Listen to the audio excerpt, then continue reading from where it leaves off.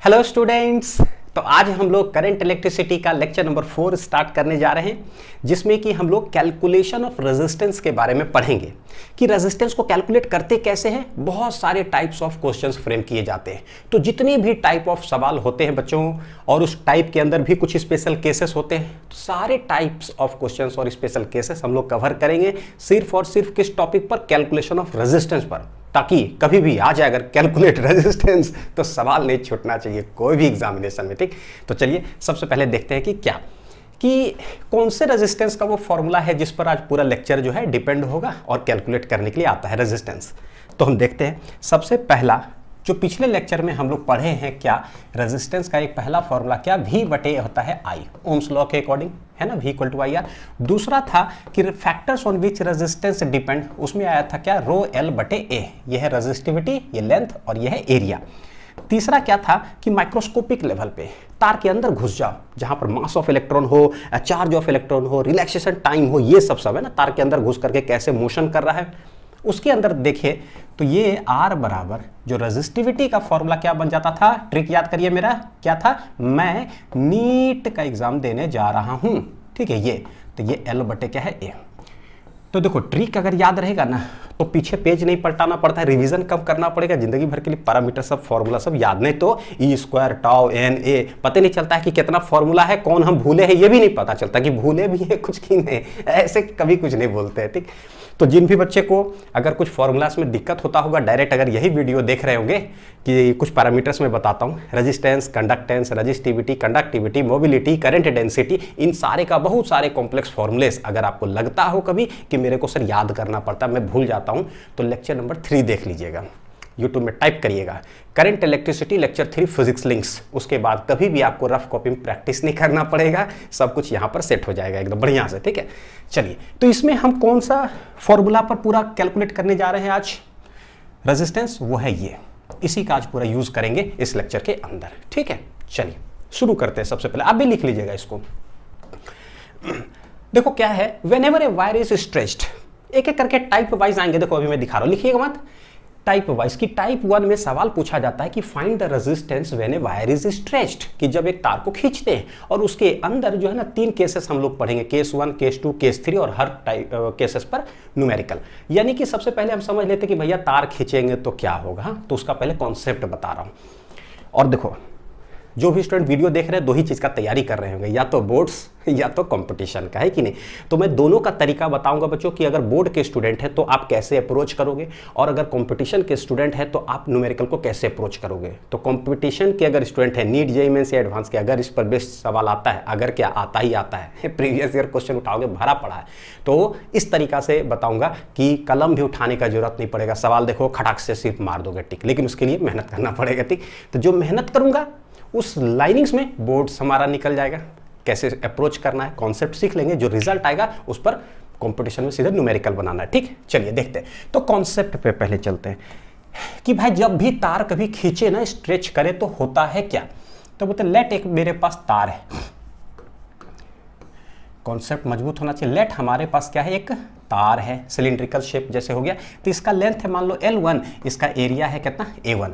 अब हमें पता है कि कोई भी तार को मान लो कि जैसे एक एग्जांपल बताऊं, जैसे आप लड़की हो ना, तो देखो लड़की लोग के लिए तो बहुत आसान हो गया, जो रबर बैंड आप लगाते हो ना, उस रबर बैंड को पकड़ करके आप खींच दो, तुरंत समझ में आ जाएगा कि क्या है। अब लड़का लोग बोले सर क्या, तो आप जिंदगी में कभी कुछ ना कुछ खींचवे किए होंगे। ठीक है, कुछ भी चीज स्ट्रेच करके देख लो, जैसे ये टी शर्ट ही देख लो, देख रहे ऐसे ऐसे है, ऐसे ना राउंड ऐसे बना हुआ है, पकड़ के इसको खींचे तो क्या हुआ, देखो है ना, कुछ तना गया। तो बस थोड़ा सा अंडरस्टैंड करते हैं। कभी भी जैसे कोई रबर बैंड अगर हो तो पता चलता है कि हाँ इतना बड़ा जो है, देखो लेंथ है टोटल, ये है क्रॉस सेक्शनल एरिया, किनारे वाला चीज क्या कहलाता है, क्रॉस सेक्शनल एरिया। जैसे उसको पकड़ कर खींचते हैं तो क्या हो जाता है, लेंथ उसका बढ़ गया, लेकिन देखोगे कि जो रबर बैंड है वो क्या हो गया, थोड़ा पतला हो गया। जैसे खींचेंगे तो पतला होने का मतलब क्या, क्रॉस सेक्शनल एरिया क्या हो गया, कम हो गया। यानी कि अगर इस तार को या रबर बैंड को पकड़ करके हम खींच दें तो भाई लेंथ क्या हो जाएगा, देखो बढ़ जाएगा। लेंथ क्या हो गया, बढ़ गया। लेंथ क्या हो गया, बढ़ गया। ठीक है, और क्रॉस सेक्शनल एरिया क्या हो गया, कम हो जाएगा। तो दिस इज L2 मान लो लेंथ हो गया, तो एरिया कितना हो गया, A2। तो ठीक है, एक चीज बढ़ा तो दूसरा पैरामीटर हुआ कम। लेकिन एक ऐसा चीज है जो इसमें क्या है, रिमेन्स कांस्टेंट रहता है, वो है क्या कि जितना का ये मटेरियल बना हुआ है, जितना वॉल्यूम ये ऑक्यूपाई कर रहा है, ठीक है, रबर बैंड पकड़ करके खींच दिए तो वॉल्यूम क्या होगा, वो तो सेम ही होगा, बस एक बढ़ा है दूसरा कम हुआ है ना खींचते वक्त, वॉल्यूम रिमेन सेम, जितना जगह वो ऑक्यूपाई कर रहा है। क्योंकि जब हम खींच रहे हैं तो ऐसा नहीं कि और रबड़ का जो है सब्सटेंस उसमें ऐड हो गया ताकि वॉल्यूम बढ़ जाए, या कुछ जो है ना कट करके फेंका जाता है, ऐसा नहीं है। तो वॉल्यूम रिमेन्स कांस्टेंट। तो हम यहाँ से कॉन्सेप्ट कैसे डेवलप करेंगे कि जब भी कभी तार को खींचते हैं तो वॉल्यूम रिमेन्स क्या, कांस्टेंट। तो कोई भी न्यूमेरिकल जैसे अभी हम लोग सॉल्व करेंगे, बोर्ड के स्टूडेंट हो तो आपको जो है ना ये यहाँ से लिखना स्टार्ट करना ही होगा कि वॉल्यूम रिमेन्स कांस्टेंट। वॉल्यूम बराबर होता क्या है, area into length, area into length. तो बोलेंगे शुरुआती जितना वॉल्यूम रहेगा ना बाद में भी क्या रहेगा, सेम। तो वॉल्यूम इनिशियली क्या हो गया, A1 L1, बाद में क्या हो जाएगा A2 L2, ठीक है, और वॉल्यूम कांस्टेंट है। तो यहां से देखो एक चीज आ रहा है बच्चों क्या कि A1 बटे अगर A2 बोले तो ये हो गया कितना, देखो A1 बटे A2, तो उधर है L2, ये चला जाएगा किधर L1। थोड़ा सा 1 और 2 में लगेगा कि शुरुआती में ना कि सर क्या 1 2 2 1 हो रहा है, कंफ्यूजन, लेकिन होने नहीं देंगे, चिंता मत करना। ये मेरा आ गया क्वेश्चन नंबर 1। यहां देखो क्या है, A1 बटे 2 है तो लेंथ में 2 बटे 1 है, यानी यहां से पता चलता है कि area is inversely proportional to length.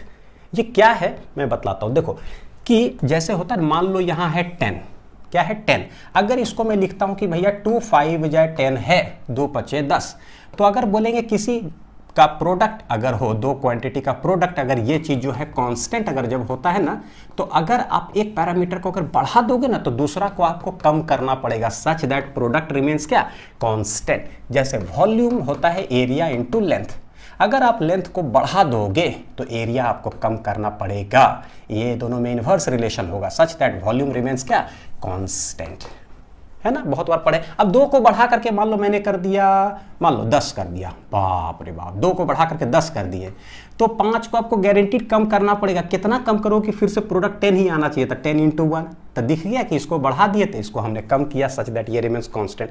यहां से पता चलता है क्या, area is inversely proportional to क्या होता है, लेंथ होता है। तो ये तो बेसिक अंडरस्टैंडिंग हो गया। तो अगर एरिया बोलेंगे 1 बटे 2 तो लेंथ को बोलना पड़ेगा 2 बटे 1। तो एक चीज यहां पर हुआ। अच्छा, जैसे ही एक इक्वेशन आया हमसे पूछा जाता है कि रेजिस्टेंस क्या होगा, तो इसका रेजिस्टेंस क्या, तो हम जानते हैं कि भाई लेंथ अगर बढ़ जाता है, एरिया कम हो जाता है तो रेजिस्टेंस चेंज होता है।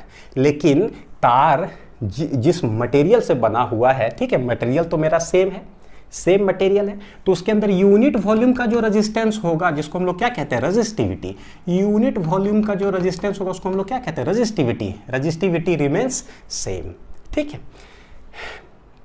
तो रेजिस्टिविटी रिमेन्स सेम, तो पहला रेजिस्टेंस क्या लिखोगे इसका और उसका क्या लिखोगे, देखो तो पहला रेजिस्टेंस हो जाएगा क्या, रो एल बटे ए, तो रो L1 बटे A1, this is equation number बोलते हैं 2। R2 कैसे लिखोगे, रो L2 बटे A2, तो दिस इज इक्वेशन नंबर क्या हो गया 3, ठीक है। दोनों जरा डिवाइड करते हैं, तो R2 डिवाइडेड बाई R1 हो क्या जाएगा, R2 है रो L2 बटे A2 डिवाइडेड बाई नीचे है रो L1 बटे कितना है A1, हो गया। तो ये दोनों चला गया, देखो क्या आ रहा है, L2 बटे L1 तो ठीक है ना, और ये सबसे नीचे एरिया चला जाएगा किधर, सबसे ऊपर, तो ये हो गया A1 और बटे A2 इधर आ जाएगा, यानी कि R2 बटे R1, R1 शुरुआती रेजिस्टेंस, ये वाला बाद वाला रेजिस्टेंस, तो R2 बटे R1 इक्वल टू L2 बटे L1, A1 बटे A2। तो जितने भी बोर्ड के स्टूडेंट है बच्चों, जब भी सवाल आएगा ना, शुरू से लेकर के यहाँ तक आपको हर सवाल में जो भी केसेस करवाऊंगा ना, आपको लिखना पड़ेगा ये।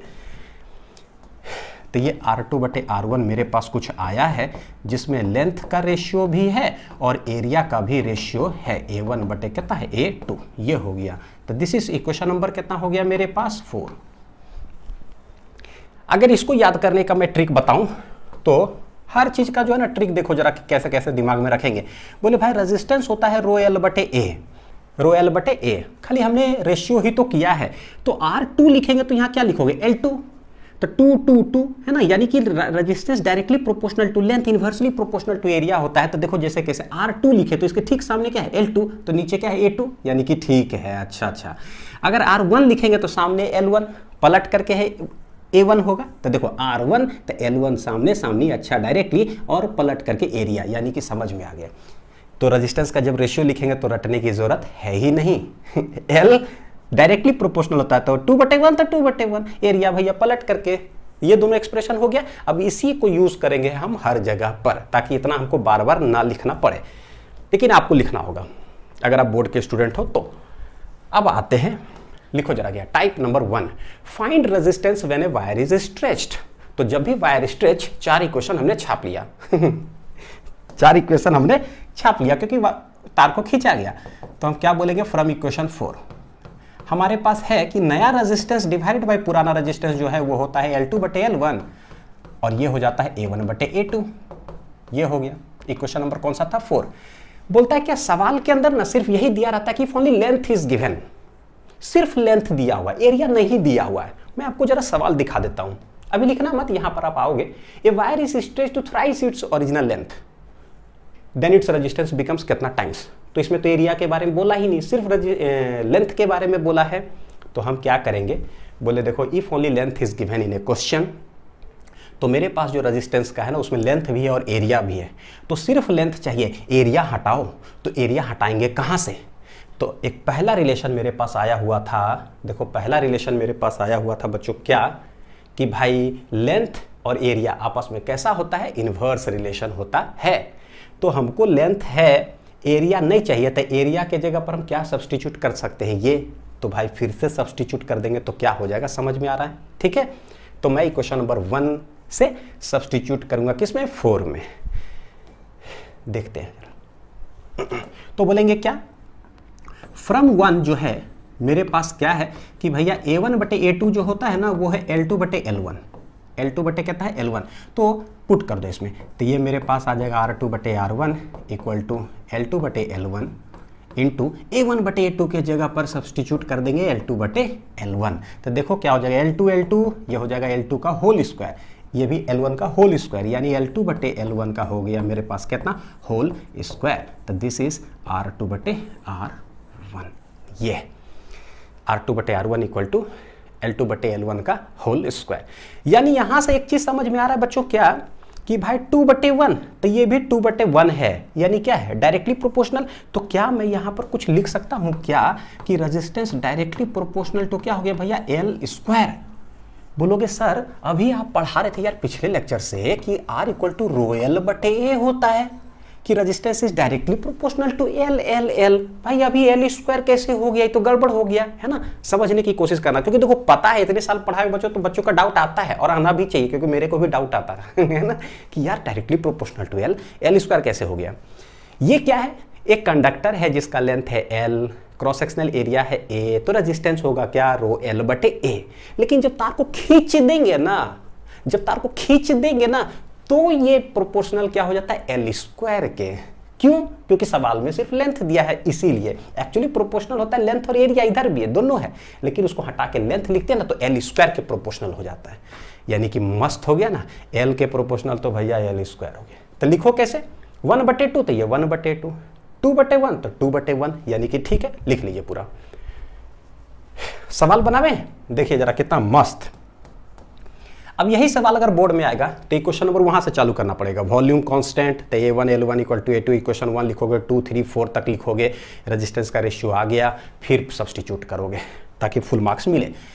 कंपटीशन में देखो कैसे, a wire is stretched to thrice its original length, यानी शुरुआती लेंथ मान लो मेरे पास है L1, तो बोलता है कि जो नया लेंथ है ना वो थ्राइस टाइम्स हो गया है, कितना, L1 का। तो बोलता है रेजिस्टेंस बिकम्स क्या, तो बोलेंगे since only length is given, since stretching है and only since only length is given, तो जैसे सिर्फ लेंथ गिवन है तो हमने अभी देखा है कि R2/R1 क्या हो जाएगा भैया, L2/L1 का होल स्क्वायर, लेंथ के स्क्वायर के प्रोपोर्शनल। तो देखो L2 कितना है, 3L1, L1 कितना है, L1 का क्या हो गया, होल स्क्वायर, ये चला गया बच्चों, क्या आ रहा है, 3 का स्क्वायर। हालांकि जैसे अभी पढ़ते जाओ ना 10-15 मिनट के बाद जो है ना ऐसा होगा कि ये सब भी करने का जरूरत नहीं पड़ेगा, सवाल पढ़ोगे मारोगे खटाक से, सवाल पढ़ोगे मारोगे खटाक से आंसर, ठीक। लेकिन अभी थोड़ा सा सीख लेते हैं। तो ये देख रहे हो क्या, thrice times it's original length हुआ है तो 3 का स्क्वायर आया है। अच्छा, यानी कि R2/R1 जो हो गया, सॉरी अब लिख देते हैं डायरेक्ट आंसर ना, R2 बराबर कितना हो जाएगा, 3 स्क्वायर टाइम्स कितना हो जाएगा R1, यानी कि मेरा आंसर आ जाएगा R2 इक्वल टू 3 तिया 9 टाइम्स कितना हो गया R1, यानी 9 टाइम्स हो जाएगा। कहीं है 9 टाइम्स? है, ऑप्शन नंबर सी, तो ये मेरा आंसर हो गया। ठीक, यहीं से अगर पता चलता है कि अगर लेंथ बोलता ना थ्राइस ना होकर के n टाइम्स हो जाता, तो यहाँ पर रेजिस्टेंस कितना हो जाता है n स्क्वायर टाइम्स, यानी अगर लेंथ n टाइम्स अगर L1 होता ना तो रेजिस्टेंस पता है कितना हो जाता है, n का स्क्वायर टाइम्स हो जाता शुरुआती रेजिस्टेंस। ये लाल कलम से मैंने लिखा ना, तो आप भी लाल कलम से लिखो बॉक्स बना करके, और यहाँ पर ट्रिक भी लिख सकते हो फास्ट करने के लिए। हो गया, चलिए तो इक्वेशन 1 to 4 क्लियर है ना, बढ़िया से, कोई दिक्कत नहीं है। चलिए आते हैं, if only area is given, सवाल में सिर्फ एरिया दिया रहेगा तो मन में चला होगा सर कैसे दिया रहेगा, सवाल एक बार झलक देख लीजिए, फिर वहां पर बताता हूं। ए वायर इज स्ट्रेच्ड, ठीक है, सच दैट एरिया इज हाफ्ड, अच्छा देन रेजिस्टेंस बिकम्स क्या, यहां लेंथ के बारे में बोला ही नहीं, तो हम क्या करते हैं फॉर्मूला को ही एडजस्ट कर लेते हैं। तो कैसे करेंगे, तो मेरे पास एक चीज आया हुआ है, देखो क्या आया हुआ है, 1 नंबर में है A1 बटे A2 इक्वल टू है भैया उल्टा L2 बटे L1, और 4th नंबर जो इक्वेशन है, इक्वेशन 4 इक्वेशन 1, ये दोनों लिख देते हैं हमेशा कि R2 बटे R1, ये कैसा था L2 बटे L1, और इधर है A1 बटे A2, लिख के रख दिए। तो सिंस रेजिस्टेंस है मेरे पास ऐसा, बोला है क्या सवाल में सिर्फ एरिया दिया हुआ, सिर्फ एरिया दिया हुआ, लेंथ नहीं दिया हुआ है, तो हम करेंगे क्या भैया, लेंथ को हटाओ और एरिया में ही सब्स्टिट्यूट कर दो। तो देखो L2 बटे L1 के जगह पर हम रख क्या सकते हैं, A1 बटे A2, तो देयरफॉर लेंथ के जगह पर हम रख देते हैं बच्चों क्या, देखो A1 बटे A2 रख दिए, इधर एक A1 बटे A2 तो है ही। क्यों ऐसा कर रहे हो सर, इसलिए क्योंकि सवाल में सिर्फ एरिया दिया, तो भैया हम यही सेटिंग वेटिंग कर लेते हैं। यहाँ देखिए तो A1 का स्क्वायर, A2 का स्क्वायर, यानी कि A1 बटे A2 का क्या हो गया, होल स्क्वायर। तो नया रेजिस्टेंस इस तरह से हो जाएगा जब सवाल में सिर्फ एरिया देगा। तो यहाँ से क्या कुछ कंक्लूजन निकाल सकते हैं क्या, कि 2 बटे 1 तो यह 1 बटे 2, ओ यानी कि कंक्लूजन मेरा ये है कि resistance is inversely proportional to क्या है भाई साहब, ए का स्क्वायर। तो हम जानते क्या थे कि रेजिस्टेंस होता है रो एल बटे, फिर उसी टाइप से सर रेजिस्टेंस तो इनवर्सली प्रोपोर्शनल टू ए होता है, यहाँ ए स्क्वायर कैसे हो गया, फिर से मैं वही बात बोलता हूँ, एक ही तार रहता ना एल लेंथ ए एरिया, तो उसका रेजिस्टेंस होता रो एल बटे ए, इनवर्सली प्रोपोर्शनल टू ए। लेकिन जब तार को पकड़ के खींच देते हैं ना, तो inversely proportional to A square हो जाता है, जब सवाल में सिर्फ एरिया रहेगा। तो लिख लिए, सवाल बनाते देखो जरा, आ जाओ। वायर इज हिस्टेड such that area is halved, half का मतलब कि पहला एरिया है कितना, मान लो A1, बाद में बोलता है कि सेकेंड एरिया जो है ना हाफ टाइम्स हो गया A1, ठीक है, बोलता है नया रेजिस्टेंस बिकम्स कितना टाइम्स, तो बोले भैया resistance is inversely proportional to A square, क्योंकि सवाल में सिर्फ आपने एरिया दिया। तो R2 बटे R1 अगर लिखोगे तो यहाँ पलट करके A1 बटे A2 का होल स्क्वायर, ठीक है। अच्छा A1 कितना है, A1 है, A2 कितना है, तो हाफ टाइम्स A1, तो ये हाफ टाइम्स क्या है A1, ये पूरा का क्या कर देंगे होल स्क्वायर।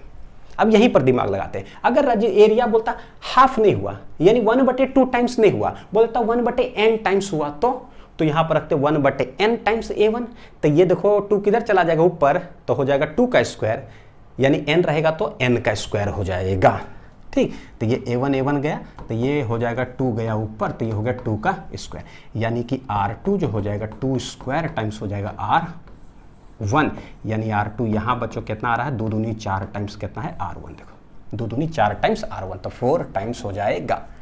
यानी कि ट्रिक अगर लिखना चाहे तो क्या लिखेंगे कि कभी भी अगर बोल देना कि जो नया एरिया है वो 1 बटे n टाइम्स हुआ है पहला एरिया, तो रेजिस्टेंस जो हो जाता है ना, ये देखो कैसे ऊपर चला जाता है, तो n के स्क्वायर टाइम्स हो जाता है कितना R1, n के स्क्वायर टाइम्स, जैसा लेंथ में पढ़े वैसा ही एरिया में। समझ में आ रहा है ना, बढ़िया से देखो ट्रिक बनते जा रहा है। अब आते हैं, if only radius is given, तो सिर्फ तार का जो है रेडियस देके रखा है, तो पहला रेडियस है मान लो कितना है R1, कितना रेडियस है R1, बाद में पकड़ करके खींच दिए तो पता है कि हमें रेडियस तो छोटा ही हो जाएगा, है ना, पकड़ के खींचेंगे तो रेडियस क्या हो जाएगा, छोटा। तो बोले रेडियस देके रखा है, तो एरिया क्या होता है बच्चों, सर्कुलर है ये वाला क्रॉस सेक्शनल एरिया, तो क्या लिखते हैं पाई R1 स्क्वायर, इधर लिखोगे एरिया दूसरा क्या हो जाएगा, तब पाई R2 स्क्वायर। अभी हमने पढ़ा है कि R2 बटे R1 एरिया में कैसे इन्वर्सली प्रोपोर्शनल, यानी कि A1 बटे A2 का क्या है होल स्क्वायर।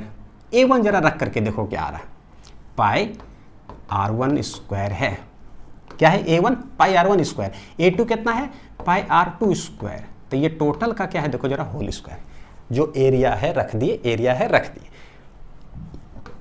पाई पाई गया, तो R1 का होल स्क्वायर क्या हो जाएगा R1 टू द पावर 4, ये भी हो जाएगा R2 टू द पावर 4, यानी R1 बटे R2 के पावर क्या है 4। हो गया। बोलोगे सर बड़ा होचपोच हो रहा है, कोई होचपोच नहीं होने देंगे, टेंशन मत लो। एक एक करके बस समझते जाइए लाइन बाय लाइन की कर क्या रहे हैं। ये 2/1 होगा ना, क्या होगा ये 2/1 R2 बटे R1। यहाँ देखो क्या ये है 2/1 और रेडियस में है 1/2। ओ यानी फिर से उल्टा इन्वर्स रिलेशन, यानी हम लोग कैसे बोलेंगे कि भाई resistance is inversely proportional to क्या है R टू दी पावर क्या है 4 इसलिए आता क्योंकि पता है एरिया के अंदर ही एक पाई आर मतलब स्क्वायर आ गया, तो उसका whole square R to the power क्या हो जाएगा 4। ठीक है, जैसे A का स्क्वायर एरिया किधर था इन्वर्सली प्रोपोर्शनल था, तो रेडियस भी नीचे ही आएगा, है ना, तो R टू दी पावर 4 हो गया। अच्छा सवाल बनाते हैं, देखो कैसे पूछता है, ए वायर इज स्ट्रेच्ड, खींच दिया, अच्छा such that radius is halved, यानी रेडियस इज हाफ का मतलब R1 मान लो कि R1 है शुरुआती, बाद में जो रेजिस्टेंस है वो हाफ टाइम्स हो गया कितना R1, रेडियस इज हाफ्ड। बोलता है रेजिस्टेंस बिकम्स क्या, तो बोले कि भैया R2 बटे R1 जो होता है ये R1 बटे R2 रेडियस की इन्वर्सली प्रोपोर्शनल, पावर क्या है 4। बस रख दीजिए वैल्यू, कहानी खत्म। R1 है R1, R2 कितना है तो 1/2 टाइम्स R1 है, ये पावर 4। यहीं पर देखो ट्रिक क्या बनेगा कि अगर कभी बोलते का 1/n टाइम्स R1 हो जाएगा, देखो जब खींचेंगे ना तो एरिया कम ही होगा, रबर बैंड खींचोगे तो वो पतला ही होगा, ठीक है, तो एरिया भी कम तो भैया रेडियस भी क्या होगा कम ही होगा, यानी एरिया और रेडियस 1/2 1/3 1/5 ऐसे ही करके दिया रहेगा। तो जो भी 1/2 1 ये करेंगे तो ये किधर चला जाएगा ऊपर, तो यानी ये हो क्या जाएगा 2 के पावर 4, क्या बन जाएगा देखो 2 ऊपर जाएगा तो क्या हो जाएगा 2 के पावर 4, यानी रेजिस्टेंस जो है R2 2 के पावर 4 टाइम्स क्या आ रहा है R1, जो कि मेरे आंसर के लिए हो जाएगा कितना, ये 16 बन जाएगा, तो 16 टाइम्स हो जाएगा R1। 16 टाइम्स है क्या, 16 टाइम्स यह है। तो अगर बोलेगा रेडियस इज हाफ मतलब 1/2, तो यहां पर आ गया है 2 के पावर 4, बोलता 1/अनिल तो अनिल के पावर 4, 1/n तो n के पावर 4, यानी कि मेरे लिए फिर से ट्रिक, क्या ट्रिक बन रहा है भाई कि अगर रेडियस कभी बोल दे कि 1/n टाइम्स R1 हो गया है तो रेजिस्टेंस जो है वो हो जाएगा कितना n के पावर 4 टाइम्स हो जाएगा शुरुआती रेजिस्टेंस, लिख लो साइड में कहीं। अब इतना जब पता चला हमें तो बच्चों देखो क्या है शॉर्ट ट्रिक, अब शॉर्ट ट्रिक लिखाऊंगा मजा ही आ जाएगा, चलो इस कलर से लिखता हूं। क्या है भाई कि if length becomes n times area becomes 1/n times radius becomes 1/n times, तो क्या क्या कंक्लूजन आया था, लेंथ बिकम्स अगर n टाइम्स तो resistance directly proportional to L square था, एरिया बिकम्स n टाइम्स सिर्फ एरिया दिया हुआ है तो रेजिस्टेंस जो है 1/a स्क्वायर होता है, और सिर्फ सवाल में रेडियस होता है तो inversely proportional to R to the power 4 होता है। देखो कितना मस्त हो रहा है एकदम, ठीक ठीक। यहाँ से डायरेक्ट भी हम आंसर लिख सकते हैं, लेंथ बिकम्स n टाइम्स, तो भैया n टाइम्स अगर हो जाएगा तो क्या हो जाएगा n का स्क्वायर, तो रेजिस्टेंस n स्क्वायर टाइम्स हो जाता है शुरुआती रेजिस्टेंस R बोलो, नया वाला R डैश बोल देते हैं, तो n स्क्वायर हो गया। अच्छा एरिया 1/n, देखो यहीं पर रखे, देखो 1/n स्क्वायर करेंगे तो n स्क्वायर किधर चला जाएगा ऊपर, हेंस ये भी n स्क्वायर टाइम्स हो जाता है। ठीक है, रेडियस बिकम्स 1/n, अब यहाँ देखो 1/n रखो जरा, तो 1/n रखेंगे तो n के पावर 4 किधर चल जाएगा ऊपर, यानी n के पावर 4 टाइम्स R। तो ये हो गया खतरनाक ट्रिक। आज के बाद अगर आएगा तो क्या हम सॉल्व करेंगे कंपटीशन में, नहीं करेंगे भैया, सीधे मारेंगे n के पावर 4, खत्म। बोलो तो कितना टाइम्स हुआ है, खटाक से आंसर। इसको एक अलग पेज में लिख लीजिए, मैंने अलग पेज में लिखा, आप भी अलग पेज में लिख लीजिए, हो गया। इसको इधर, चलिए अब आते हैं बच्चों टाइप नंबर 2। टाइप नंबर 2 क्या कहता है कि परसेंटेज चेंज इन, हमें रेजिस्टेंस पूछा जाता है सवाल में, find the percentage change in resistance when length of a wire is stretched by x%। ये सवाल मैं क्या बताऊं, कोई ऐसा एग्जाम ही पृथ्वी पर अब नहीं बचा जिसमें ये नहीं पूछा गया है, कोई भी एग्जाम नहीं बचा है, कोई भी स्टेट बोर्ड नहीं बचा है ना कोई नीट जेईई मेंस IIT कुछ बचा ही नहीं है, सब में आया हुआ है। क्या है देखते हैं जरा। बोलता है क्या लेंथ अब 3 टाइम्स नहीं हुआ, 4 टाइम्स नहीं हुआ, परसेंटेज कितना चेंज किया है वो दे के रखता है सवाल में कि लेंथ इज इंक्रीज बाय 5%, 10%, 20%, 0.1%, 0.2%, जितना मैं बोल रहा हूं सब सवाल एग्जाम का। तो हाउ टू सॉल्व, तो यहां पर ना 2 केसेस आता है सवाल को हैंडल कैसे करना है। सबसे पहला होता है कि जो x% से खींचा गया है ना वो इज लेस देन 10%, 10% के कम में हो तो सवाल कैसे अप्रोच करते हैं। ठीक है, अभी मैं आप लोग को थोड़ा झलक दिखा देता हूं। जैसे ऐसे बच्चों, length of a wire is stretch by 0.1%, find percentage change in resistance. ठीक, दूसरा देखो क्या आता है कि x greater than equal to 10%, यानी x 10% ही दे के रखे या 10 से अगर ग्रेटर हो तो क्या 10% नीट पूछ लिया, बताओ मिडिल वाला एकदम 10 पूछा कि क्या होगा, तो कैसे सॉल्व करते हैं। तो मैं सब चीज बताता हूं एक एक कर करके। आते हैं यहां, जब भी x लेस देन 10% होगा then we use errors and errors concept of class 11 physics. ये जो नया एनसीईआरटी वाला जो सिलेबस आया है उसके अंदर एरर्स हटा दिया गया। वाओ क्या मस्त तरीका से हटाए बच्चों, एरर्स ही हटा दिया गया, यानी जड़ गायब। और पूरे क्लास 11 12 फिजिक्स में percentage change in resistance, percentage change in length, percentage change in area, percentage change in volume पूछते रहता है। मतलब गजब, एक पेड़ है उसका जड़ उड़ा दिया गया जरा सोचो, ये मान लो आम का पेड़ है, जड़ नहीं है उसका, वो धरती के अंदर कुछ है ही नहीं, ठीक है बस। लेकिन हाँ ऐसा फल लगाओ जिसमें ऐसा पेड़ लगाओ जिसमें फल आए भाई कहाँ से आएगा जब जड़ ही गायब कर दिए। कॉन्सेप्ट तो पूरा भरा पड़ा है। तो इसलिए कुछ चीज़ है जो बहुत ज़रूरी होता है पढ़ना, तो हम इसका यूज़ करते हैं। जब बहुत कम होता है बच्चों तो एरर्स का कॉन्सेप्ट, एरर का कॉन्सेप्ट देखो क्या है। जैसे कि मान लो शुरुआती लेंथ है कितना L1, या मान लो शुरुआती लेंथ है L1 इक्वल टू कितना है L, और बाद में हो गया कितना बोलते हैं L डैश। ठीक है, तो चेंज इन लेंथ को कैसे लिखते हैं L2 माइनस L1 यानी L डैश माइनस L। ठीक है, परसेंटेज चेंज इन लेंथ कैसे लिखोगे, परसेंटेज चेंज इन लेंथ, तो परसेंटेज के बाद जो भी लिखा रहता है ना हम उसको ऊपर छापते हैं। ये पूरा एरर्स में पढ़ा चुका हूं, किन्हीं भी स्टूडेंट को अगर देखना हो एरर्स का बच्चों तो यूट्यूब में टाइप कर लीजिएगा, क्योंकि सब पढ़ाते जा रहे हैं धीरे धीरे। तो एरर्स और फिजिक्स लिंक्स लिख दीजिएगा, आ जाएगा वीडियो। तो परसेंटेज चेंज इन लेंथ क्या होगा, तो चेंज इन लेंथ जो है divided by original length I into क्या होता है 100। तो हम लोग चेंज इन लेंथ कैसे लिखते हैं डेल्टा एल। ओरिजिनल लेंथ कैसे लिखेंगे, ओरिजिनल लेंथ कितना है L आई इंटू क्या हो जाएगा 100। तो ये होता है परसेंटेज चेंज इन लेंथ का फॉर्मूला।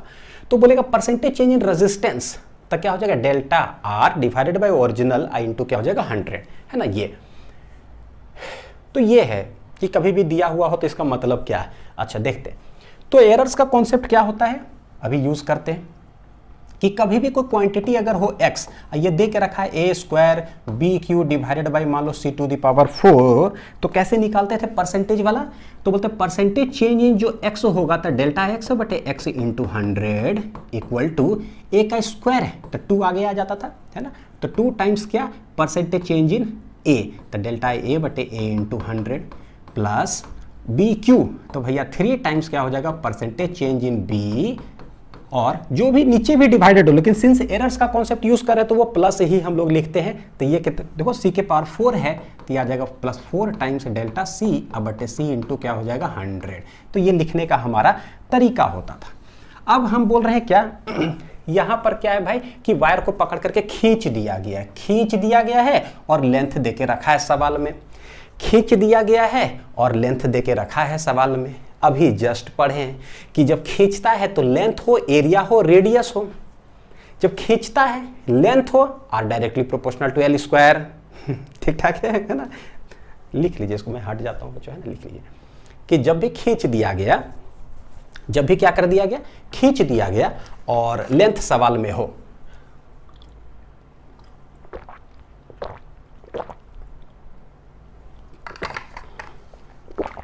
तो हम क्या करेंगे, तो देखो क्या करेंगे, तो बोलेंगे सिंस स्ट्रेच हुआ है wire is stretched and length is given, stretched and length is given. तो जैसा ही स्ट्रेच हो और लेंथ इज गिवन तो रेजिस्टेंस डायरेक्टली प्रोपोर्शनल टू, अभी हम देखें क्या होता है एल स्क्वायर। अब हम इसका यूज कर सकते हैं, यानी कि आर इक्वल टू समझ लो एक तरह से एल स्क्वायर, कोई कांस्टेंट है बच्चों ना, कोई कांस्टेंट बोल सकते हैं, इनटू क्या है एल स्क्वायर। हम एरर्स का यूज कैसे करेंगे, तो अभी देखें एरर्स कॉन्सेप्ट से परसेंटेज चेंज इन कैसे निकालते हैं। तो ये आर है तो डेल्टा आर बटे आर इंटू 100 हो जाएगा इक्वल टू, कोई कांस्टेंट है तो उसको तो हम इंक्लूड करते नहीं, हम तो सिर्फ पैरामीटर्स को देखते हैं कि जिसमें चेंज हो रहा हो। तो ये क्या हो जाएगा, देखो एल स्क्वायर है तो ये 2 टाइम्स हो जाएगा कितना, डेल्टा एल बटे एल इंटू क्या हो जाएगा 100। ये हो गया है, यानी कि बस कोई बोल दे कि परसेंटेज चेंज इन लेंथ हुआ कितना है 1% मान लो, तो बस परसेंटेज चेंज इन रेजिस्टेंस हो जाएगा 2 × 1 2%। यानी आज के बाद सॉल्व करोगे क्या क्या सॉल्व करेंगे, सीधे लिख देंगे। बोर्ड्स में क्या करना होगा सोचो जरा, equation 1 since it is stretched, फिर वहां से आर जो directly proportional to L square लाए हैं ना, इक्वेशन 1 2 3 4 के बाद जो है सिर्फ लेंथ में कैसे लाओगे, एरिया को हटा करके लेंथ में लिख दिया तो एल स्क्वायर, और उसका हम एरर्स का यूज करके फिर बनाएंगे, ठीक है। बोर्ड्स में हमेशा वो 4 इक्वेशन के बाद तो हो गया, तो इसी का यूज करेंगे। तो देखो सवाल हम बनाते हैं क्या भाई सबसे पहला क्या देके रखा है, the length of a wire is stretched by 0.1%।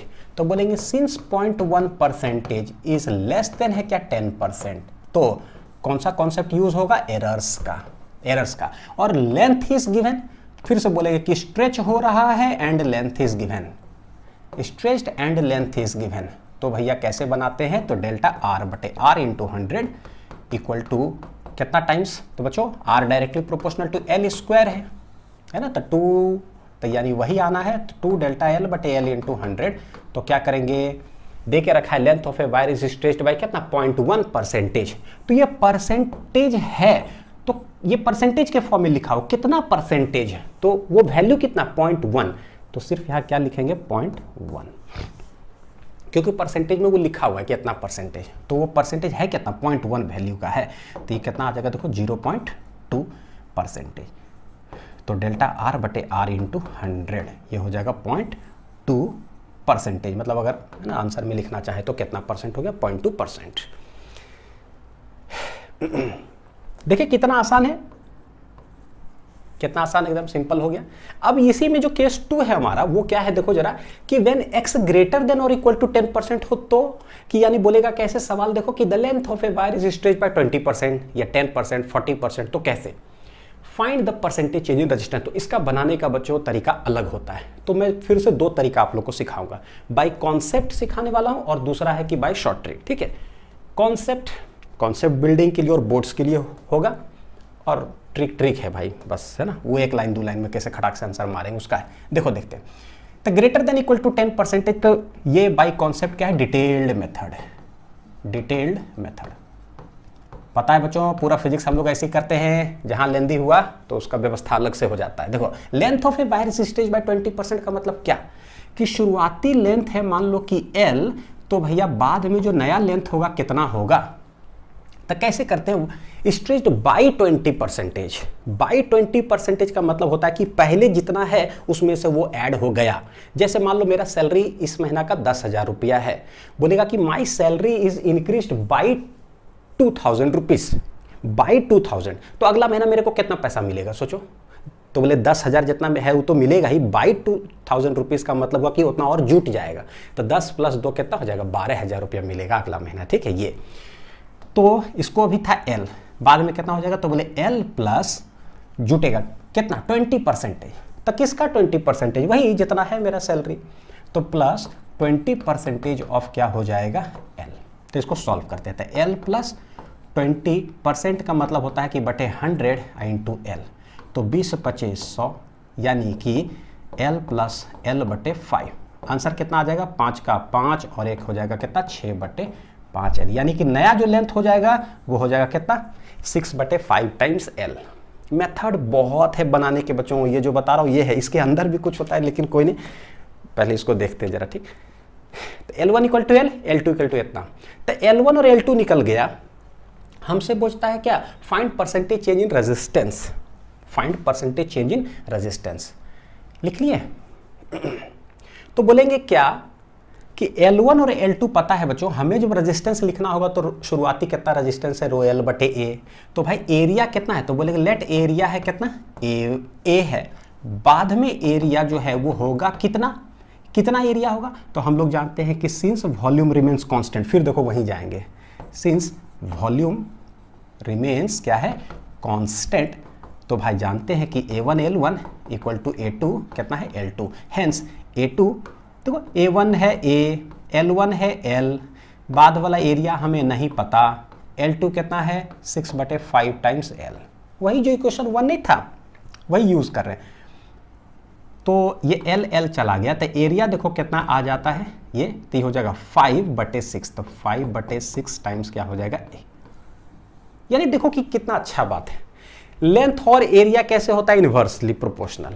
Length अगर हो गया 6/5 टाइम्स तो एरिया कितना हो गया 5/6 टाइम्स, एकदम बढ़िया है। अब सारे कुछ अगर पैरामीटर्स अगर मेरा निकल गया है तो हम बोलेंगे कि भाई शुरुआती रेजिस्टेंस कितना, तो बोलेंगे रो L1/A1।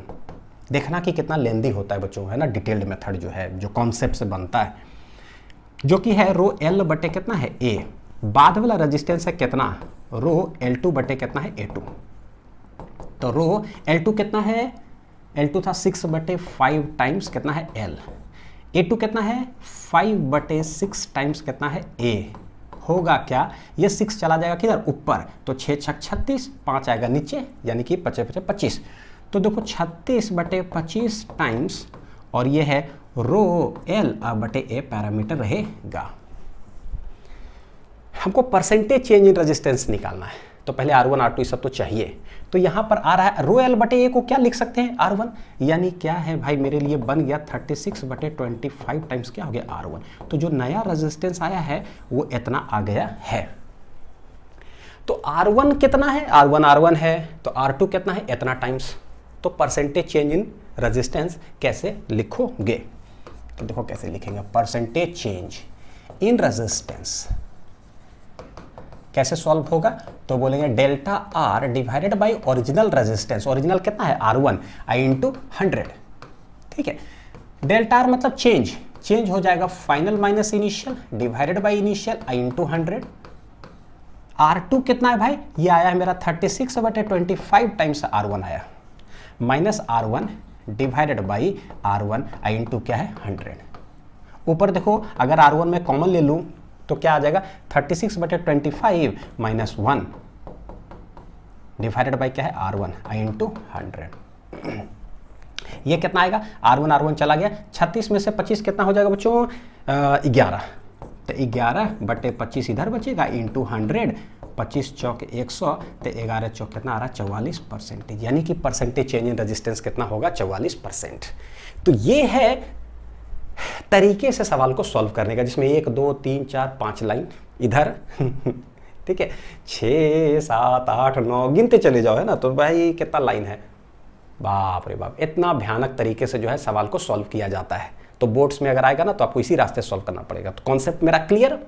अब चलते हैं ट्रिक पे, कि कभी भी x ग्रेटर देन अगर हो 20% 30% ये, तो भाई बस लगा दीजिए शॉर्ट ट्रिक। शॉर्ट ट्रिक देखो क्या कहता है, इसको मैंने 11th में बहुत बार बताया है, 12th में फर्स्ट टाइम जिक्र हो रहा है थोड़ा सा। जैसे एरिया ऑफ रेक्टेंगल अगर होता है कितना होता है, लेंथ इनटू ब्रेड्थ। कभी भी दो पैरामीटर को गुना किया हुआ हो तो अगर पूछेगा ना कि परसेंटेज चेंज इन ए जो है, परसेंटेज चेंज इन ए कितना होगा, तो लिखने का तरीका क्या होता है बच्चों, देखो पता है डायरेक्ट, देखो ये शॉर्ट ट्रिक है। बहुत सारे रहस्य जुड़े हुए हैं ज़िंदगी में। कभी मैं शुरुआती जब टीचिंग किया तो एडवांस मैथमेटिक्स भी पढ़ाता था, तो उस एडवांस मैथमेटिक्स जिसमें advance mathematics algebraic portion, trigonometric portion जो है, ये सब भी थोड़ा सा अलग क्लासेस लिया हुआ है बच्चों, तो उसका बेनिफिट देखो यहाँ पर होता है, जिसमें एसएससी, रेलवे, बैंकिंग सब डोमेन जो होता है उसके अंदर ये सब ट्रिक्स बताता था। अब वहाँ का नॉलेज जो है हम फिजिक्स में लगा देते हैं, फिजिक्स का न्यूमेरिकल 20-20 लाइन का, 15-15 लाइन का जो है एक लाइन में सॉल्व हो जाता है, तो बेनिफिट है। इसलिए पढ़ा हुआ मेहनत किया कभी बेकार नहीं जाता है। चलो देखो कैसे, area equal to length into breadth. सवाल कभी बोलता है ना कि लेंथ इंक्रीज्ड बाई मान लो 20%, ब्रेड्थ इंक्रीज बाई 30%, तो बताओ भैया एरिया कितना प्रतिशत बदल गया है, तो बस लिख दीजिए परसेंटेज चेंज इन एरिया। जितना ये इंक्रीज हुआ है तो L, जितना ये इंक्रीज हुआ है तो प्लस B, तो L प्लस B किए, उसके बाद L I into B divided by जो भी मतलब दो पैरामीटर है तो नीचे 10 इंटू 10 से गुना कर देना है। सर कैसे आया बच्चों, कैसे नहीं आया, ये सिर्फ है क्या, ये ठीक है, तो आप इसको सीधा यूज करना पड़ेगा। देखो प्लस कब लेते हैं, अगर ये इंक्रीज कर रहा है तो प्लस लेंगे, ये भी इंक्रीज कर रहा है तो प्लस लेंगे। अगर बोलेगा length is increase by 20%, breadth is decrease by 30%, तो जो इंक्रीज कर रहा है 20% तो 20 यहां रख दो, जो डिक्रीज कर रहा था यहां पर माइनस बी रखो, फिर यहां पर भी प्लस एल, यहां पर क्या रखेंगे माइनस बी।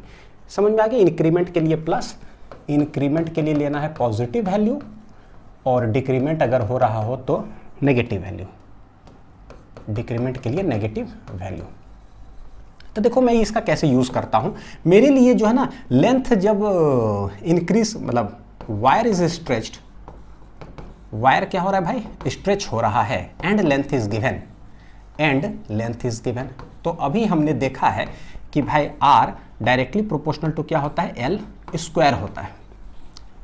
तो इसको हम लोग कैसे लिख सकते हैं कि R equal to L square को क्या लिख सकते हो, एल इंटू एल, और बोला कि length increased by 20%, length increased by कितना है 20%, तो एल का वैल्यू कितना ले लेंगे पता है, बस वैल्यू ले लो, सिंस इंक्रीज्ड है तो पॉजिटिव ले लेंगे। एल एल दो वैल्यू है ना, तो देखो परसेंटेज चेंज इन रेजिस्टेंस कैसे लिखेंगे, एल तो बोलेंगे L plus L into L divided by क्या हो जाएगा, 2 है तो 10 इंटू 10, यानी बस यहीं पर उठा करके पुट कर देना है।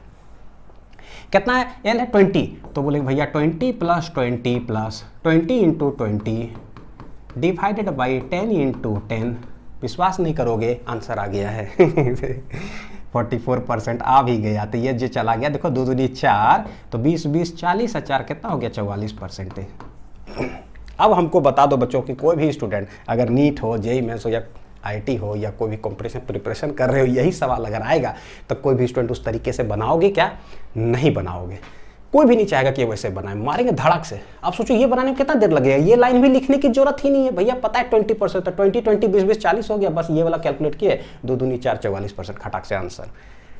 और ये पूरे फिजिक्स में मैं इसको लगाता हूँ, पूरे क्लास 11 12 फिजिक्स के अंदर कहीं भी percentage change in length, area, volume कुछ भी दे दे भाई आंसर।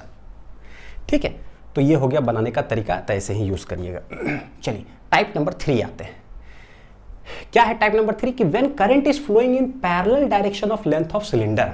ये अलग तरीके का सवाल है कि एक सिलेंडर हमारे पास है, देखो जरा है ना, ये क्लीनर वाला जो है, तो ये सिलेंडर हमारे पास है, तो इसका क्रॉस सेक्शनल एरिया कौन है, ये कौन है, इसका क्रॉस सेक्शनल एरिया, और ये है length of the cylinder, length of the cylinder, ये है क्रॉस सेक्शनल एरिया, जहां का रेडियस क्या दे के रखा है आर, तो भाई ये है सर्कुलर एरिया, तो एरिया क्या हो जाएगा पाई आर स्क्वायर, रेडियस है आर। करंट किधर फ्लो कर रहा है, ऐसे ऐसे, यानी कि निकल रहा है करंट किधर, क्रॉस सेक्शनल एरिया से ऐसे। हमसे बोला है क्या, find resistance of the cylinder across its ends, यानी यहां और यहां के बीच जो है रेजिस्टेंस निकालो। कैसे निकालें, तो देखो बच्चों क्या है, रेजिस्टिविटी दे के रखा है रो, एल दे के रखा है मतलब लेंथ एल, और एरिया क्या है समझ में आ रहा है, तो क्या करें डायरेक्ट फॉर्मूला लिख दे क्या, नहीं, इसका कुछ मतलब होता है। देखो R equal to rho L बटे ए में, मैं क्या बताऊं, यहां बताता हूं, आर इक्वल टू जो रो एल बटे ए जो होता है ना, इसमें एल का एक अलग मीनिंग है और एरिया का अलग मीनिंग है। एल क्या लेते हैं वो देखिए जरा, it is taken in the direction of, क्या है पता है, ऐसे लिखता है इन पैरेलल डायरेक्शन ऑफ करंट, तो ज्यादा अच्छा रहेगा ताकि मैं ना शॉर्ट में फिर आपको बता सकूं। It is taken in the parallel direction of current, parallel direction of क्या है करंट, ये होता है लेंथ का मतलब, बताता हूं अभी। और एरिया जो होता है, ये कौन सा एरिया लिया जाता है, तो it is taken in perpendicular direction, perpendicular ऐसे लिख देता हूं है ना, perpendicular direction of flow of current. ये दोनों लाइन जरा लाल पेन से लिख लीजिए, तो मैंने लिखा तो आप भी लिखो जरा। एल क्या लेते हैं और एरिया क्या लेते हैं, when current is flowing in parallel direction of length of conductor. अब यहां देखो जरा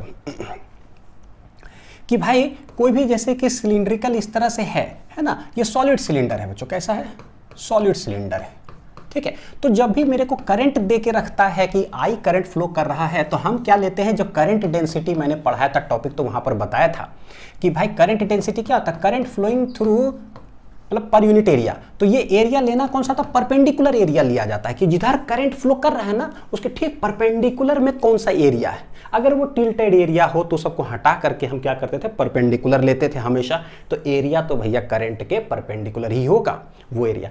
तो लेंथ किधर लिया जाता है, लेंथ लिया जाता है जिधर करंट फ्लो कर रहा है, जिधर करंट फ्लो कर रहा है। देख लो कि कितना टोटल लेंथ है। सिंस करंट फ्लो इधर ही डायरेक्शन में कर रहा है तो यही मेरे लिए क्या हो गया, लेंथ।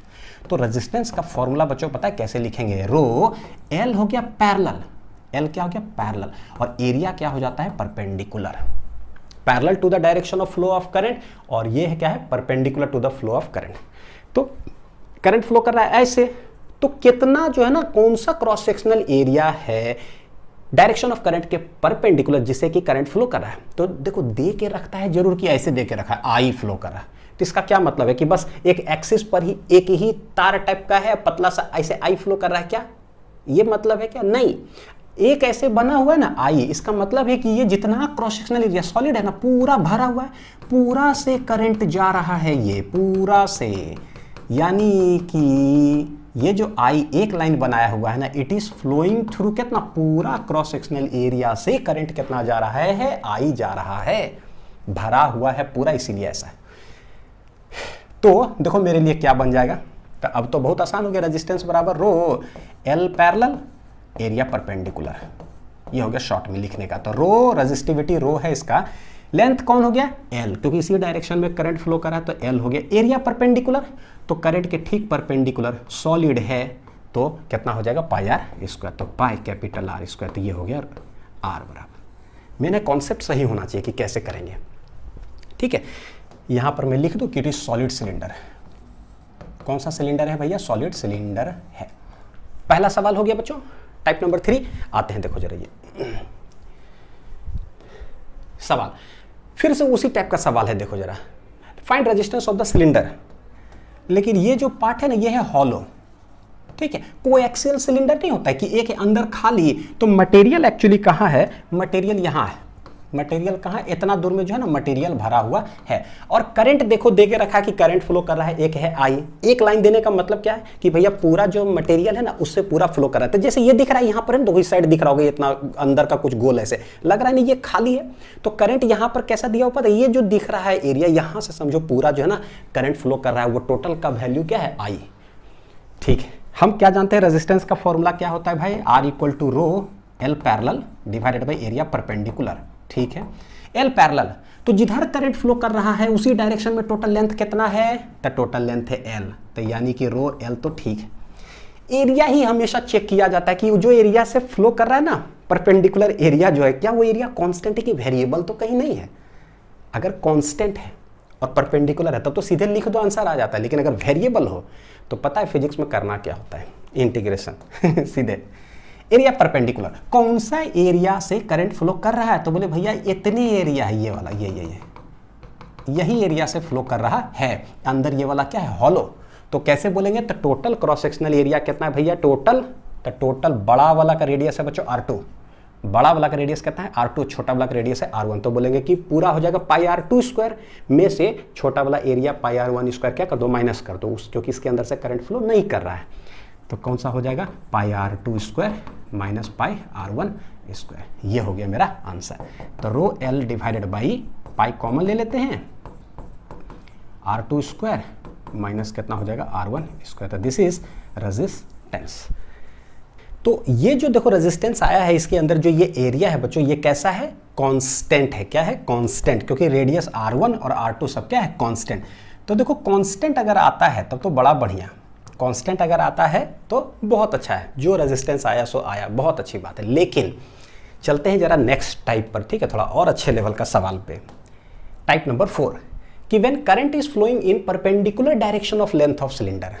अब जो करंट है ना देखो अलग तरीके से फ्लो कर रहा है। अभी क्या था कि जो original length of the cylinder है ये एल, ऐसे तो along the length of the cylinder he flow कर रहा था करंट, तो हम सीधे लिखते थे parallel direction of the current में क्या है टोटल लेंथ, तो टोटल लेंथ एल छाप दिए।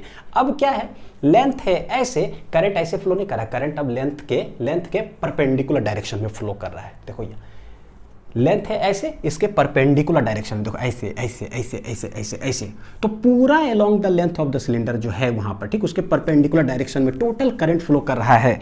यानी ये जो डायग्राम बना हुआ होता है ना ऐसे, इसका क्या मतलब बच्चों पता है, ऐसे ऐसे ऐसे ऐसे पूरे लेंथ के परपेंडिकुलर डायरेक्शन में क्या फ्लो कर रहा है, करंट। टोटल वैल्यू करंट का कहता है आई। तो इधर भी देखो है ना ऐसे ऐसे ऐसे, टोटल वैल्यू कहता है करंट का, यह है आई, इस तरह से। तो हाउ टू फाइंड ये रेजिस्टेंस कैसे निकालेंगे।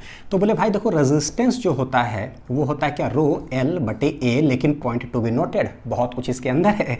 एल है parallel to the direction of the current, current जिधर है उसी डायरेक्शन में क्या लेंथ होगा, अच्छा, और एरिया क्या होता है, करंट फ्लो कर रहा है ऐसे, तो उसके परपेंडिकुलर डायरेक्शन, करंट ऐसे उसके परपेंडिकुलर डायरेक्शन में। तो सिंस देखो करंट फ्लो कर रहा है यहाँ से लेकर के यहाँ तक, तो उसके परपेंडिकुलर डायरेक्शन में कौन सा एरिया होगा। तो अभी देखो तुरंत क्लियर करते हैं कि क्या है। तो सबसे पहले हमें चेक करना होता है ना कि एरिया कांस्टेंट है या वेरिएबल। अगर वेरिएबल हुआ बाय चांस तो भैया वेरिएबल तो किसी इंस्टेंट पर फिजिक्स कैसे चलता है, किसी भी इंस्टेंट पर निकाल लो कि क्या एरिया है बस, तो उसका थोड़ा सा एरिया, तो भाई डिस्टेंस भी कुछ थोड़ा सा, तो थोड़ा सा रेजिस्टेंस आएगा भाई, थोड़ा करके इंटीग्रेट कर देंगे, ठीक है। जरा चेक करते हैं यहाँ पर, देखो जरा, है ना, एक बार जरा बढ़िया से कि करंट जो फ्लो कर रहा है ये डायग्राम एक्चुअली है क्या बच्चों, ये डायग्राम है ऐसा, ये अंदर है क्या, हॉलो, तो करंट एक्चुअली फ्लो कर रहा है कहाँ, मटेरियल में, तो मटेरियल यहाँ है, मटेरियल यहाँ है, तो ऐसे ऊपर, ये ऐसे नीचे। तो ये बोर्ड है, प्लेनर है ना, तो इसीलिए एक लाइन ऊपर ऐसे ऐसे करके बना हुआ है, एक लाइन इधर नीचे। एक्चुअली क्या है, ये चारों तरफ गोल 3D में है, तो 3D ऐसे, ये सिलेंडर है ना, तो समझ लो कि यहाँ पर जो है ये वाला, ये जो अंदर है ना हॉलो, आप समझ लो ये ऐसे है। तो करंट किधर फ्लो कर रहा है पता है, ऐसे, यहाँ से फ्लो कर रहा है किधर, ऊपर, यहाँ से किधर फ्लो कर रहा है, नीचे, तो चारों तरफ है ऐसे ऐसे ऐसे ऐसे ऐसे ऐसे ऐसे निकल रहा है। तो हम बोलेंगे ठीक है, किसी भी इंस्टेंट पर देखो, किसी भी इंस्टेंट पर ले लो, चाहे यहां ले लो, चाहे यहां ले लो, चाहे कहीं भी, तो भाई परपेंडिकुलर एरिया कौन है जिससे कि करंट फ्लो कर रहा है। तो करंट यहां से लेकर के यहां तक पूरा फ्लो कर रहा है, तो करंट फ्लो किया ऐसे ऐसे ऐसे, बोले अच्छा, तो हमने बच्चों दिख रहा है, देखो करंट ऐसे फ्लो करता है, करंट के ठीक परपेंडिकुलर कौन हो जाएगा, ऐसे। यानी हम कह सकते हैं कि it is the curved surface area of the cylinder जिससे कि करंट फ्लो कर रहा है, तो यही परपेंडिकुलर एरिया होगा। नहीं, यही तो है करंट के, क्या है देखो परपेंडिकुलर ही तो है 90 डिग्री पर, समझ में आ रहा है बढ़िया से। अगर इधर करंट फ्लो करता ऐसे, तो करंट के ठीक परपेंडिकुलर कौन हो जाता था, क्रॉस सेक्शनल एरिया, लेकिन अभी है करंट ऐसे, तो इसका परपेंडिकुलर कौन होगा, ऐसे। लेकिन सिंस चारों तरफ है भैया, तो चारों तरफ ऐसे करेंगे, तो this is the curved surface area of the cylinder through which current is flowing, ठीक है। अच्छा, वो कर्व्ड सरफेस एरिया क्या हर इंस्टेंट पर कांस्टेंट है क्या, कांस्टेंट है क्या, ये चेक करना है हमको। हाँ, तो कोई नहीं, आप डायग्राम बना लो, लिख लो, जो भी चीज़ है, हमें एरिया चेक करना है। तो मैं ना आपको यहाँ जरा सा करके बतलाता हूँ। देखो ऐसे जो बना हुआ है मेरे पास सिलेंडर, इसमें यह है खाली जगह, तो यह है क्या, खाली जगह, total curved surface area of cylinder. अगर देखेंगे बच्चों कि मान लो कि इस समय यहां पर अगर कुछ बना है, इस समय जो करंट फ्लो कर रहा है, तो यहां पर पूरा कर्व्ड सरफेस एरिया कैसा हो जाएगा, ऐसा, है ना, जिसे फ्लो कर रहा है। थोड़ा देर के बाद करंट तो ऐसे फ्लो कर रहा है, इस इंस्टेंट पर देखे परपेंडिकुलर क्रॉस सेक्शनल एरिया जो है, क्रॉस सेक्शनल नहीं बच्चों, कर्व्ड सरफेस एरिया तो इतना बड़ा है। अच्छा, थोड़ा और आगे जा करके देखें अगर, तो मैं बोलूं कि यहां पर अगर बनाना चाहूं तो कैसे बनाएंगे, बोले ये होगा मेरा कर्व्ड सरफेस एरिया, ऐसे। लेंथ क्या है, तो लाल वाला जो है उसका भी लेंथ कितना है, देखो जरा, लेंथ तो है टोटल l, लेकिन रेडियस मान लो यहां से देखेंगे ये R1 रेडियस का है, तो थोड़ा देर के बाद और अगर देखते हैं तो भैया रेडियस क्या है, तो बदल जाता है। इसी तरह से एकदम बाउंड्री पर चले जाएंगे तो R2 रेडियस का है। यानी कि लाल वाला का अगर देखें तो उस समय कर्व्ड सरफेस का फॉर्मूला क्या होता है, कर्व्ड सरफेस एरिया का 2 पाई r है, 2 पाई r आई इंटू क्या हो जाता है l। तो लेंथ तो ठीक है, रेडियस क्या होगा लाल वाला का, तो ये हो जाएगा देखो परपेंडिकुलर एरिया जो बात करते हैं ना करंट के परपेंडिकुलर क्या हो जाएगा, 2 पाई r1 आई इंटू हो जाएगा l। जरा इसका बात करें, इस समय क्या है, तो ये परपेंडिकुलर देखो जरा सा क्या है, 2 पाई r2 हो जाएगा इंटू l हो जाएगा। तो भाई क्या हो रहा है, कभी r1, कभी बढ़ते बढ़ते बढ़ते बढ़ते फिर r2, फिर बढ़ते बढ़ते कैपिटल R2। तो ये जो एरिया है परपेंडिकुलर वाला ना, ये कांस्टेंट नहीं है भाई साहब, ये क्या है, वेरिएबल है। तो हम करेंगे क्या, यहाँ पर अलग, यहाँ पर अलग, यहाँ पर अलग, यहाँ पर अलग। तो बोलते हैं कि लेट किसी भी इंस्टेंट पर ले लो। तो जब किसी भी इंस्टेंट पर अगर लेंगे तो लेट एट एनी डिस्टेंस क्या है, R। तो एट एनी डिस्टेंस R, तो करंट कहाँ फ्लो करेगा, यहाँ से लेकर करके यहाँ तक, तो यानी कि टोटल लेंथ ऑफ द से फ्लो करेगा। तो एट एनी इंस्टेंट हमें लेना है बच्चों, हमें लेना है, देखो कैसे, R इक्वल टू, बनाना बहुत आसान है लेकिन समझना मुश्किल है, रो L और बटे क्या हो जाता है A परपेंडिकुलर। अभी देखें कि ये मेरे पास आ गया वेरिएबल, तो करेंगे क्या, तो मेरे पास ये है सिलेंडर, क्या है मेरे पास, ये सिलेंडर, ठीक, ये है हॉलो पार्ट, ये है मेरा हॉलो पार्ट। किसी भी इंस्टेंट पर हमको लेना है, किसी भी इंस्टेंट पर, तो करें क्या, मैं कर क्या रहा हूँ, दूसरा इतना मोटा इसलिए, बिल्कुल उसके पीछे रीजन है, ठीक है। ये इनर रेडियस कितना है, देखो जरा, इनर रेडियस R1, बड़ा वाला रेडियस कितना है, R2, ठीक है। इनर रेडियस है कितना, R1, और अगर बड़ा वाला रेडियस की बात करें तो वो है R2। हम क्या करते हैं, किसी भी इंस्टेंट ले लेते हैं, तो ये लाइन हो गया ऐसे, किसी भी इंस्टेंट ले लिए तो कितना रेडियस ले लिए हैं, तो दिस इज द रेडियस क्या है, R। हमारा फॉर्मूला देखो बच्चों क्या कहता है कि रेजिस्टेंस जो होगा ना, सिंस एरिया इज वेरिएबल, तो किसी भी इंस्टेंट पर कितना जो है कर्व्ड सरफेस एरिया है जिससे कि करंट फ्लो कर रहा है, तो बोलेंगे वो कर्व्ड सरफेस एरिया जो है आ रहा है, देखो कैसे, रो L बटे है, तो रो L क्या है, एरिया तो मेरे पास आ गया कितना, 2 पाई R, वेरिएबल रेडियस, और टोटल लेंथ कितना है भाई, L, तो ये हो गया L, हो गया, ठीक। लेंथ क्या लिया जाता है, लेंथ लिया जाता है वो length in the direction of the flow of current, in the direction of the flow of current. भाई साहब करंट किधर फ्लो कर रहे हैं, करंट फ्लो कर रहे हैं इधर, तो इसी डायरेक्शन में हमें लेना है ना। स्टार्ट तो यहाँ से हो रहा है, स्टार्ट तो यहाँ से हो रहा है, देखो R1 वाला से। तो हम क्या करते हैं, बोलते हैं कि लेट आपने जो R डिस्टेंस पर लिया है वो कर्व्ड सरफेस एरिया, उसी के डायरेक्शन में लेना है थिकनेस या लेंथ। तो कितना लेंथ ले हम, तो पता है कि भाई वेरिएबल है तो तनी को लेंथ लेना होगा ताकि तनी को रेजिस्टेंस निकलेगा। तो तनी को लेंथ क्या लेंगे, ये जो थिकनेस मैंने बनाया है बच्चों, पता है क्या, यही है कितना, dr। देखो क्या है, ये जो लेंथ जो बोल रहा हूँ कि ये dr है, ये अगर ऐसे कर दे, क्या यही इन the direction of the current ये लेंथ है या नहीं है। क्या लिख सकते हो, या तो L ये लेते तो DL लिखते, या X ये लेते तो DX लिखते, Y लिखते तो DY लिखते। हमने R लिया है तो लिख रहे हो इन the direction of the current, हमें चाहिए थोड़ा सा लेंथ। तो थोड़ा सा लेंथ क्या होगा, लेट dr ले लिए तो वो थिकनेस हो गया। अब सिंस जो थिकनेस ये बनाए हैं, जो थिकनेस ये बनाए हैं उसी डायरेक्शन में dr ये हो गया, तो ये जो बना हुआ है बच्चों इसका रेजिस्टेंस भी कितना होगा, एकदम तनी वो रेजिस्टेंस हो जाएगा dr। क्यों, तो आपको बड़ा बढ़िया से पता चल जाएगा। लेंथ लिए हैं एकदम तनी गो, तो रेजिस्टेंस भी सामने है, तो ये कितना हो जाएगा, तनी को हो जाएगा। तो देखो एट एनी डिस्टेंस पर कितना लेंथ लिए है इन द डायरेक्शन, तनी गो, तो तनी गो रेजिस्टेंस हो गया। यही तनी गो रेजिस्टेंस कर करके कैसे कैसे, मैं इसी डायग्राम में थोड़ा सा आपको रफ करके दिखाऊं तो कंफ्यूज मत होना, ठीक। इसी में लेट क्या है, R1 से स्टार्ट हो रहा था ना, थोड़ा सा ऊपर जाएंगे, एक अगर ले लिए तो ऐसे लेंथ हो गया, थोड़ा सा और ऊपर जाएंगे तो एक और ले लिए तो ये ऐसे हो गया, थोड़ा सा और ऊपर जाएंगे तो एक और बना देंगे तो ऐसे हो गया। यानी कि कर क्या रहे हैं, इसका रेजिस्टेंस होगा dr, फिर इसका रेजिस्टेंस होगा dr, फिर इसका रेजिस्टेंस होगा dr, ऐसे करते करते करते करते करते हमें जाना था कहाँ से लेकर के, तो बोले R1 डिस्टेंस से, क्योंकि ये तो खाली था, तो खाली के अंदर तो कोई रेजिस्टेंस होगा नहीं। R1 से स्टार्ट करते करते करते करते करते करते करते करते dr in the direction of length कहाँ तक चले जाएंगे, कैपिटल R2 तक चले जाएंगे। तो भैया dr टोटल मिल करके क्या हो जाएगा, मेरा कैपिटल R हो जाएगा। समझ में आया ना, बड़ी मुश्किल है, बड़ी मुश्किल है ये। पता है क्या, समझना और समझाना में मुश्किल होता है, वरना बनाना तो भाई तुरंत बन जाएगा। तो बस हो गया बच्चों। तो हम करें क्या, रो कांस्टेंट है, 2 पाई L कांस्टेंट है, तो रो बटे 2 पाई L जो है सब कांस्टेंट हो गया।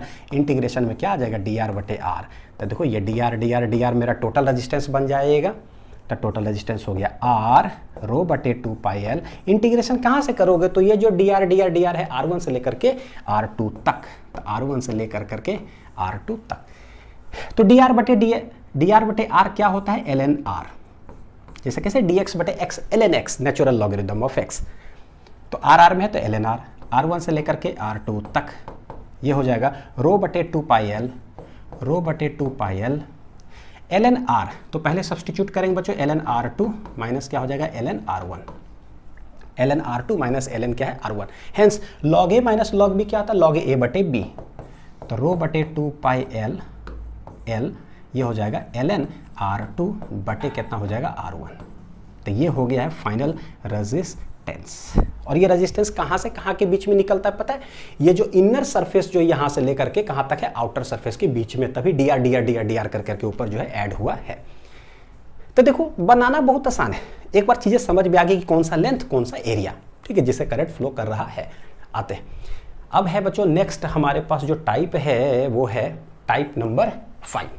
ये टाइप नंबर 5 जो सवाल देख रहे हो ना, ये एच सी वर्मा का ही सवाल है, बड़ा बढ़िया सवाल एकदम, बहुत अच्छा। और ऐसे सवाल भी एग्जामिनेशन पूछे गए यही डायग्राम से रिलेटेड, बहुत सवाल आता है। When radius of cross section varies linearly, ये ट्रंकेटेड जो है ना सॉलिड बाल्टी जैसे कैसे होता है ना, उसी तरह से, लेकिन बाल्टी तो अंदर खाली है ना, ये बाल्टी टाइप का शेप है, ट्रंकेटेड है ना, कटा हुआ, लेकिन क्या है ये पूरा सॉलिड है, फ्रस्टम ऑफ ए कोन जिसको बोलते हैं, सॉलिड है पूरा, अंदर सब्सटेंस भरा हुआ है। तो यहाँ रेडियस है देखो ए, और बढ़ते बढ़ते बढ़ते बढ़ते रेडियस हो जाता है इस साइड जो है, सर्कुलर रेडियस कितना है बी, और करंट किधर फ्लो कर रहा है, तो जिधर लेंथ ऑफ द जो ये है उसी डायरेक्शन में फ्लो कर रहा है, यानी जो टाइप 3 वाला जो है ना, पुराना वाला जो है। तो current is flowing along the length of the cylinder नहीं है, कोन, फ्रस्टम ऑफ ए कोन।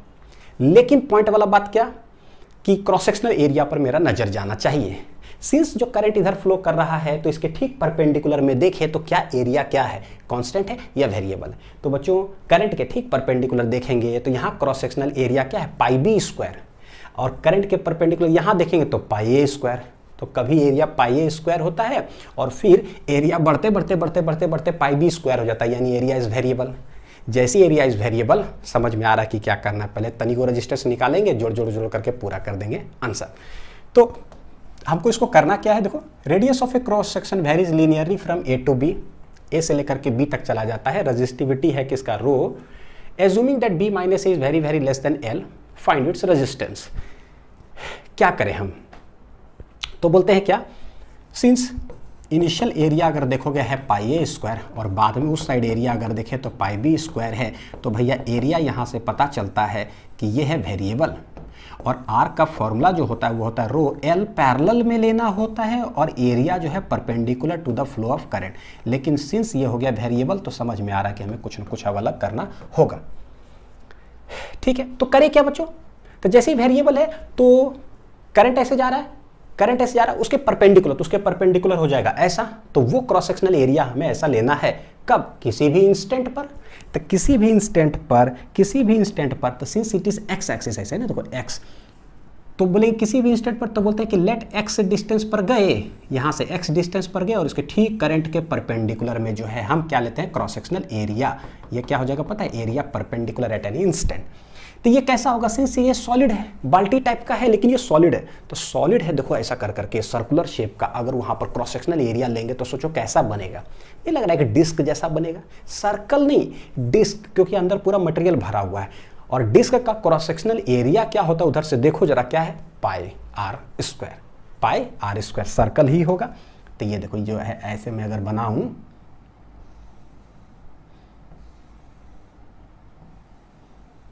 ये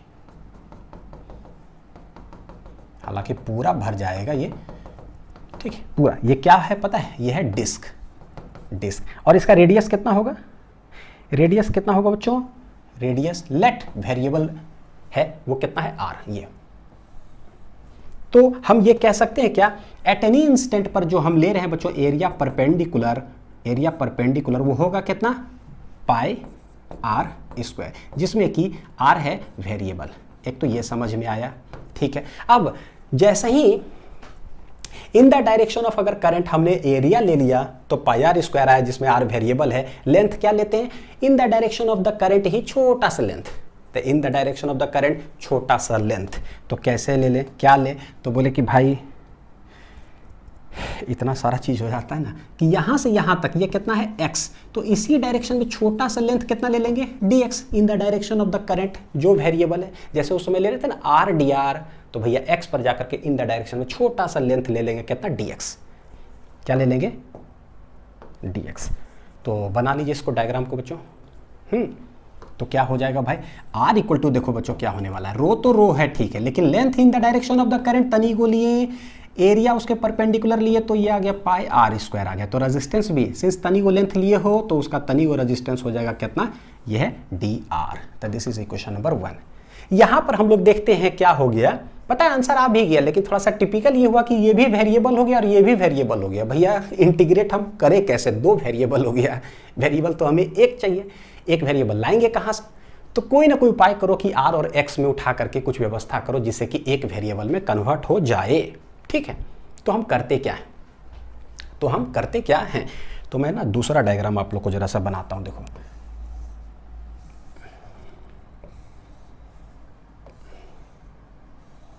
ऐसे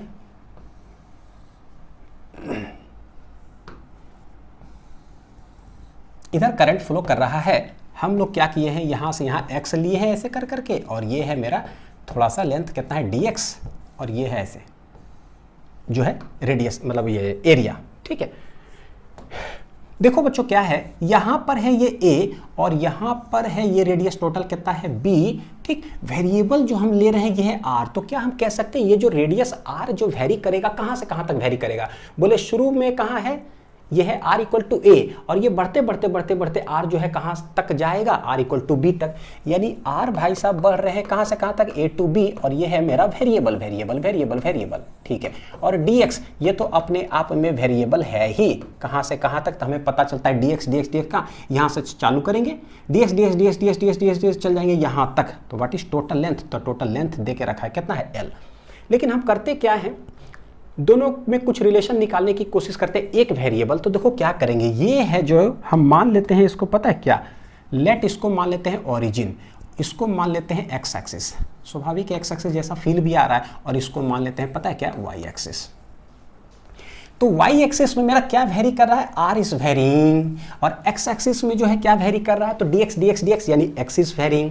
तो मेरे लिए पैरामीटर कैसा आ रहा है पता है, इधर एक्स कैसा आ रहा है वो देखो जरा, इधर x, इधर क्या है y में कौन वेरिएबल है, r है ना, ऐसे चेंज कर रहा है, और इधर में क्या वेरी कर रहा है, इधर में x ही है, यानी x इक्वल टू x ही है, लेकिन y के जगह पर क्या है r। देखो बच्चों क्या है ना, उसमें y वर्सेस x जो है एक ग्राफ, उसमें एक लाइन ऐसा कुछ दिख रहा है, एक लाइन ऐसा दिख रहा है, बोलो सर आप कर क्या रहे हो यार है ना, समझ में नहीं आ रहा है। हम ना वेरिएबल चेंज कर रहे हैं बच्चों, r और x में एक ऐसा रिलेशन निकाल रहे हैं ना जिससे कि या तो सब x में कन्वर्ट हो जाए, जिससे कि आराम से इंटीग्रेट कर सके, या तो r में सब चलाए। तो हम कर क्या रहे हैं ना, r में चलाए, क्योंकि r में मेरे पास थोड़ा सा है बड़ा बढ़िया, क्योंकि जो सवाल में दिया हुआ है ना a से लेकर के b तक लिनियरली वेरी कर रहा है, तो बोलेंगे कि भाई r में लेकर के चले जाते हैं। तो ये क्या है, एक स्ट्रेट लाइन है, कैसा है ये स्ट्रेट लाइन, और हम जानते हैं देखो जरा, ये एक स्ट्रेट लाइन है, y एक्सिस में ओरिजिन से कितना डिस्टेंस पर ये कट कर रहा है a पर, यानी हम कह सकते हैं एक स्ट्रेट लाइन मेरे पास है, और ये टोटल कितना डिस्टेंस है a, और स्ट्रेट लाइन का इक्वेशन क्या होता है, ये बेसिक मैथमेटिक्स फॉर फिजिक्स का लेक्चर नंबर 1 में पूरा डिटेलिंग है ना, पढ़ा करके रखें बच्चों। तो y इक्वल टू होता है mx plus c, y equal to mx plus c. तो देखो क्या करेंगे, y equal to mx plus c, y क्या है वो है रेडियस, तो ये रेडियस r कर दिए, m क्या होता है, तो m होता है स्लोप, स्लोप होता है tan थीटा, और अगर लाइन जो है झुका हुआ अगर ऐसे है तो पॉजिटिव स्लोप, अगर ऐसे झुका हुआ है तो नेगेटिव स्लोप, ऐसे झुका हुआ है पॉजिटिव स्लोप, कितना, तो बोले भैया यहाँ से एक लाइन खींचो, थीटा करो, ऐसे खींच कर करके, और ऐसे देखो कि क्या है परपेंडिकुलर और क्या है बेस, तो this is base, this is क्या है परपेंडिकुलर, तो tan थीटा p बटे b। तो देखिए जरा यहाँ पर कुछ आएगा, मैं एक लाइन ऐसे स्ट्रेट खींच देता हूँ,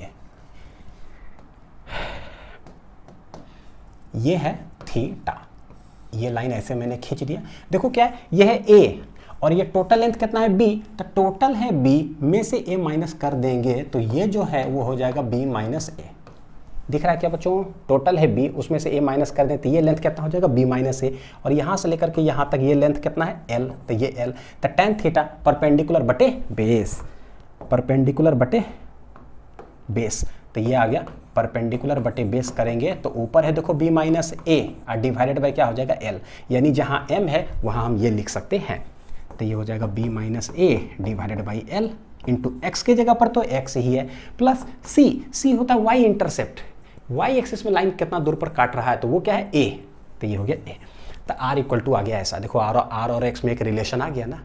तो हमें क्या चाहिए भैया, मेरे पास फॉर्मूला में ना dx दे के रखा है, हम r में चाहते हैं कि आ जाए, तो dx को हटा और r में लाओ, तो dx को हटाओ, तो पहले यहां से dx कैसे आ सकता है सोचो जरा, तो बोले since r depends upon x तो r को डिफरेंशिएट कर देते हैं विथ रिस्पेक्ट टू x, कोई भी चीज जिस पर डिपेंड करता है तो उसको उसके रिस्पेक्ट में डिफरेंशिएट करते हैं, तो बोले dr बटे dx करेंगे तो सोचो होगा क्या, तो भाई इसको x के रिस्पेक्ट करेंगे, ये सब कांस्टेंट है, तो ये हो गया b माइनस ए बटे एल और dx बटे dx क्या हो जाएगा 1, जैसे नहीं 2x है तो क्या इसका डिफरेंशिएशन होगा 2, और ये तो कांस्टेंट है, ये तो हो गया 0, कहानी खत्म। यहाँ से देखो dx मेरा कुछ आ रहा है बच्चों, यहाँ dx आ जाएगा, ये इधर गया तो dr इक्वल टू आ रहा है b माइनस ए बटे L into dx, hence what is dx equal to इतना, तो l इंटू dr बटे b माइनस ए,